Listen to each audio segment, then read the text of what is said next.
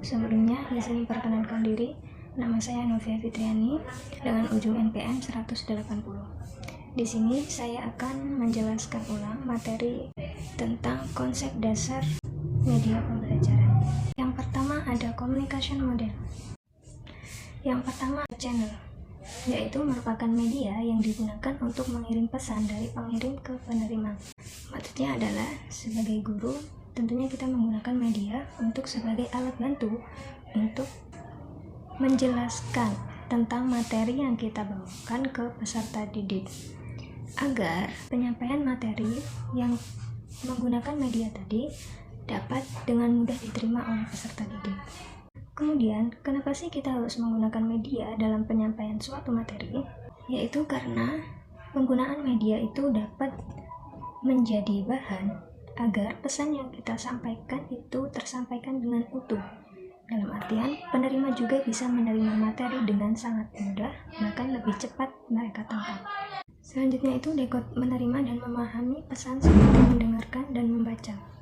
Jadi ketika seorang guru sedang menjelaskan tentang materi, maka diharapkan peserta didik agar mendengarkan pemateri dengan baik. Kan peserta didik diharapkan untuk menulis apa yang ia dapatkan untuk bahan dia belajar. Selanjutnya ada receiver.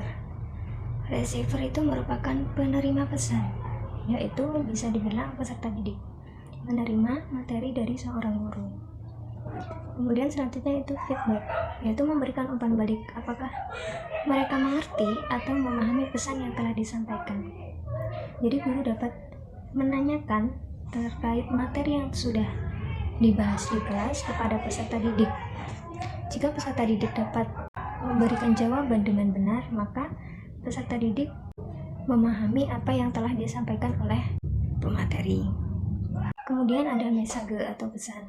Pesan itu disampaikan atau dibawa melalui suatu media secara langsung maupun tidak langsung. Contohnya seperti telepon, email, dan lain-lain.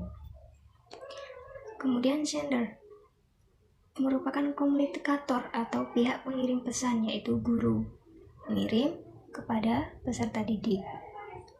Encoding yaitu menyampaikan ulang pesan yang diterima dengan bahasa yang mudah dipahami, yaitu peserta didik dapat menyampaikan ulang materi yang telah disampaikan oleh guru dengan bahasa mereka, dengan bahasa yang mudah dipahami. Materi selanjutnya yaitu tujuan pemanfaatan media pembelajaran. Pertama yaitu memperjelas penyajian pesan agar tidak terlalu bersifat verbalitas, sehingga memudahkan peserta didik dalam memahami pesan yang disampaikan. Kemudian yang kedua yaitu mengatasi keterbatasan ruang, waktu, dan daya indera. Seperti contohnya yaitu menghadirkan dunia di atas dunia. Yang ketiga, menarik minat perhatian peserta didik dalam proses pembelajaran. Jadi seorang guru dalam menyampaikan materi menarik perhatian siswa agar siswa mendengarkan apa yang telah disampaikan oleh pemateri. Yang keempat yaitu menimbulkan gairah belajar peserta didik, yaitu seperti menarik semangat belajar peserta didik untuk memperhatikan si penyaji atau guru yang menyampaikan di depan. Yang kelima yaitu memungkinkan terjadinya interaksi yang lebih langsung antara anak didik dengan lingkungan dan kenyataan. Yang keenam, memungkinkan peserta didik belajar sendiri-sendiri menurut kemampuan dan minatnya. Jadi peserta didik dapat belajar secara mandiri sesuai dengan kemampuan dan minatnya sendiri. Yang ketujuh, mempersamakan pengalaman dan persepsi antara peserta didik dalam menerima pesan. Materi selanjutnya yaitu kedudukan dan fungsi media pembelajaran. Yang pertama, menginformasikan tujuan pembelajaran. Sebelum penyaji melangkah lebih lanjut menjelaskan tentang materi, penyaji harus menyampaikan informasi terkait tentang tujuan dari belajar materi tersebut. Yang kedua, memotivasi peserta didik agar peserta didik menjadi lebih baik lagi belajarnya dari hari sebelumnya. Kemudian yang ketiga yaitu penyajian informasi. Penyaji menyampaikan informasi kepada peserta didik. Yang keempat, menstimulasi diskusi dan interaksi peserta didik. Jadi penyaji harus rajin berkomunikasi atau berinteraksi dengan peserta didik terkait dengan materi tersebut agar peserta didik mampu memahami materi dengan baik.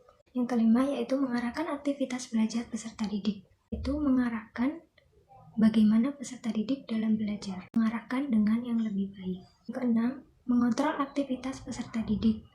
Mengawasi belajar peserta didik di kelas dalam memahami materi. Yang ketujuh, memberikan penguatan.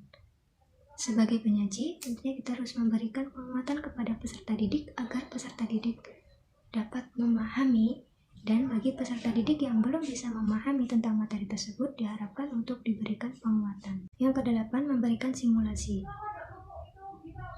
Sebelum penyaji mengakhiri, kemudian yang kesembilan yaitu melakukan penilaian tes seperti ulangan harian, bahkan memberikan PR untuk dikerjakan di rumah. Yang ke-10 administrasi, dan yang ke-11 penelitian dan pengembangan. Yang ke-11 yaitu penelitian dan pengembangan. Guru melakukan penelitian tentang kepribadian peserta didik sampai mana pengembangan peserta didik dalam memahami materi yang telah disampaikan oleh guru.